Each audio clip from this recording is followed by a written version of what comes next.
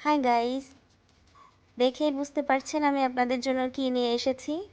গরুর দুধের সরওয়ালা ঘন দুধ চা।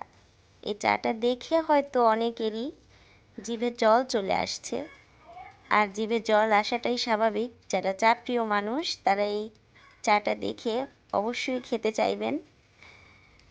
তো বাংলাদেশে চা পছন্দ করে না এমন মানুষের সংখ্যা খুবই কম আছে। যদি প্রতিদিনের চায়ের টাকাটা বাঁচাতো তাহলে 1 মাসের চায়ের টাকা দিয়ে বাংলাদেশে একটা পদ্মা সেতু করা সম্ভব হতো। যাই হোক, এই চা খুলনা নিউ মার্কেটের পিছনে পাওয়া যায় সরওয়ালা ঘন দুধ চা। এই চা খাওয়ার জন্য অনেকেই সিরিয়াল দিয়ে থাকেন, 60 থেকে 70 টাকা করে নেয়, কিন্তু তারপরেও সিরিয়াল পাওয়া যায় না। এত মজাদার একটি চায়ের রেসিপি আমি আপনাদের কাছে শেয়ার করব আজকে।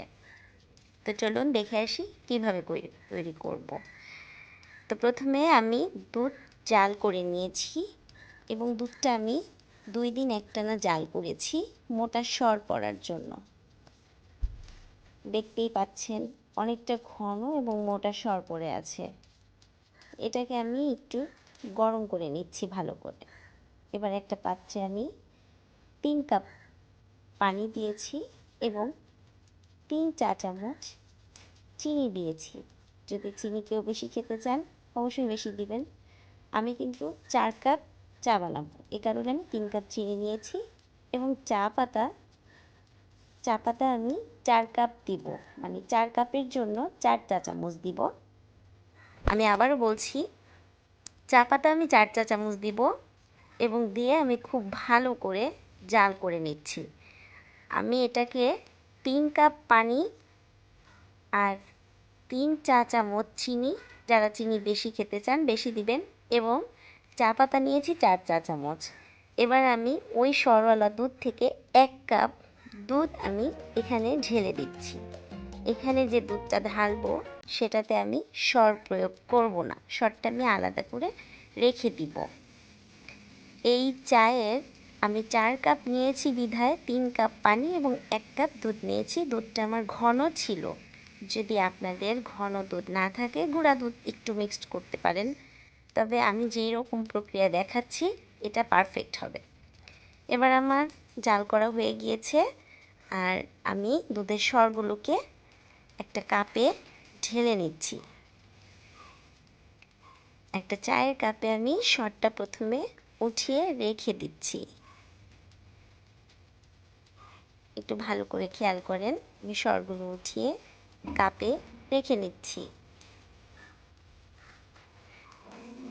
যাতে করে সরটা খাওয়ার সময় মুখে বাঁধে, আর মুখে বাঁধলে অনেক মজা লাগে।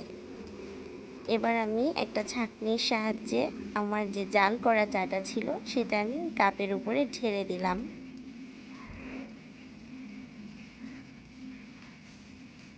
দেখুন আমার চাটা হয়ে গেছে। অসাধারণ স্বাদের এই চা আপনারা যদি একবার খান তাহলে বুঝবেন কতটা মজার।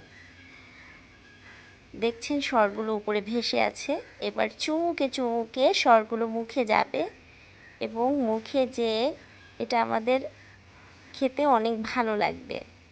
প্রতি চুমুকে এই সরগুলো মুখে যাবে। তো যখন এটা পরিবেশন করবেন একটু নাড়া দিয়ে দিবেন, আস্ত সরটা ভেঙে যাবে। ভাঙলে প্রতি চুমুকেই সরটা মুখে বাঁধবে এবং খেতেও অনেক ভালো লাগবে। আমি আবারও বলে দিচ্ছি কী পরিমাণ আপনারা নেবেন। এই চায়ের জন্য আমি 3 কাপ পানি নিয়েছি, যেহেতু আমি 4 কাপ চা বানাবো। তো 1 কাপ ঘন দুধ নিয়েছি, আর সাথে নিয়েছি আমি পরিমাণ মতো চিনি।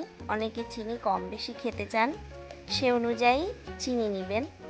আমি নিয়েছি 3 চা চামচ, যেহেতু আমার দুধটা জাল করাতে অনেকটাই মিষ্টি হয়ে গিয়েছে। আর সাথে নিয়েছি 4 চা চামচ চা। তো রেসিপিটা আপনাদের যদি ভালো লাগে আমার চ্যানেলে লাইক কমেন্ট শেয়ার করতে ভুলবেন না, আমাকে ইন্সপায়ার করবেন। এরকম প্রয়োজনীয় অনেক সুন্দর সুন্দর রান্নাবান্না যেন আমি আপনাদেরকে দেখাতে পারি। তো সবাই ভালো থাকবেন, চ্যানেলটিকে সাবস্ক্রাইব করবেন, আর এই দুধ চাটা তৈরি করে বাসায় অবশ্যই খাবেন। তো সবাইকে শুভেচ্ছা জানিয়ে আমি এখান থেকে বিদায় নিচ্ছি। আল্লাহ হাফেজ।